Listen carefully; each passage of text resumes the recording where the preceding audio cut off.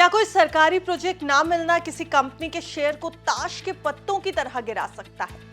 Protein ईजीओवी technologies के साथ कुछ ऐसा ही हुआ है। एक समय जिस कंपनी के शेयर निवेशकों के लिए मुनाफे का सौदा माने जा रहे थे, वो आज 20% की गिरावट के साथ लोअर सर्किट में जा गिरे हैं। क्या है इस गिरावट की वजह? चलिए पूरी कहानी इस रिपोर्ट में आपको समझाते हैं। नमस्कार, आप देख रहे हैं बिस्तर। मैं हूं आपके साथ अर्निमा द्विवेदी।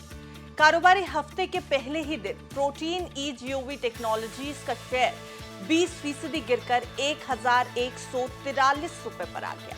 यानी एक ही दिन में निवेशकों को जबरदस्त नुकसान हो गया। 2025 में स्टॉक का परफॉर्मेंस भी अच्छा नहीं रहा।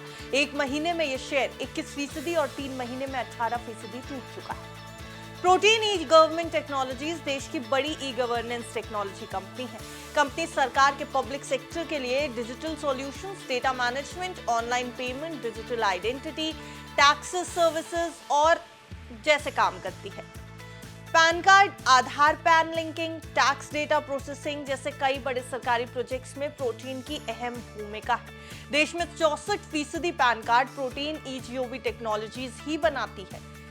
सोमवार को यानी 19 मई को कंपनी का शेयर क्रैश भी पैन कार्ड के चलते ही हुआ है। कंपनी को इनकम टैक्स डिपार्टमेंट का एक अहम टेक्नोलॉजी प्रोजेक्ट नहीं मिल पाया।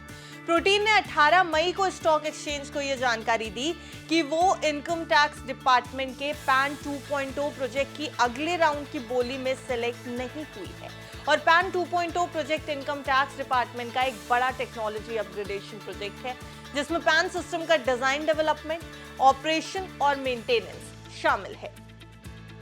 आपको यह भी बताते चले कि प्रोटीन इस प्रोजेक्ट के लिए मैनेज्ड सर्विसेज प्रोवाइडर बनने की दौड़ में थी, लेकिन कंपनी को अगले राउंड के लिए चुना नहीं गया। इस खबर का बाजार पर सीधा असर पड़ा।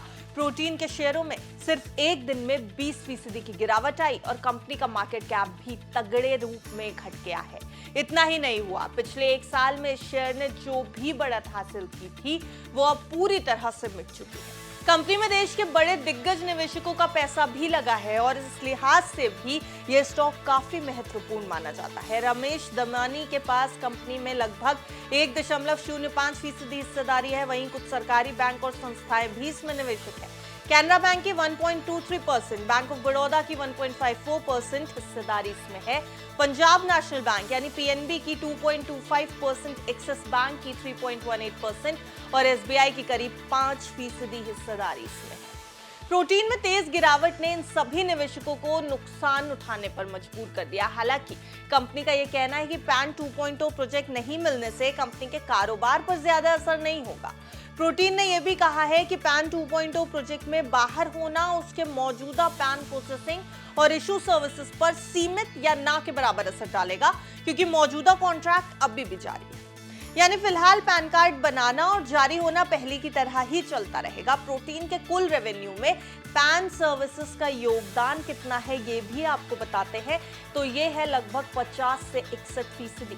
ब्रोकरेज फर्म यूक्यूरस के मुताबिक अगर आने वाले 2-3 साल में पैन 2.0 प्रोजेक्ट नहीं मिला तो कंपनी के इस रेवेन्यू स्ट्रीम में 75 से 100% तक की गिरावट आ सकती है, जिससे कारोबारी साल 2027 तक कुल रेवेन्यू में 35% की गिरावट आ सकती है। पैन सर्विसेज से मिलने वाला फ्री कैश फ्लो कंपनी की नई इनिशिएटिव्स के लिए जरूरी था, जो अब खतरे में नजर आ रही है। प्रोटीन ईजीओवी टेक्नोलॉजीज के लिए पैन 2.0 प्रोजेक्ट में बाहर होना बड़ा झटका है। कंपनी ने भले ही कहा कि मौजूदा बिजनेस पर असर सीमित है, लेकिन अब शेयर बाजार को डर है कि भविष्य में यानी आने वाले समय में रेगुलर रेवेन्यू और ग्रोथ पर असर पड़ेगा। अगर कंपनी नए प्रोजेक्ट्स और बिजनेस सेगमेंट्स में तेजी नहीं लाई तो शेयर में और दबाव आ सकता है। निवेशकों को घबराने की जरूरत नहीं है, लेकिन सतर्क रहना जरूरी है। आगे की राह कंपनी की रणनीति, नए ऑर्डर और सरकारी प्रोजेक्ट्स पर निर्भर करेगी। हालांकि ये पूरी खबर आपकी जानकारी के लिए तैयार की है हमने। अगर आपको किसी भी शेयर में निवेश करना है तो आपको यही सलाह है बिस्तर की कि अपने फाइनेंशियल एडवाइजर यानी निवेश सलाहकार की राय जरूर ले लें। देखते रहिए बिस्तर।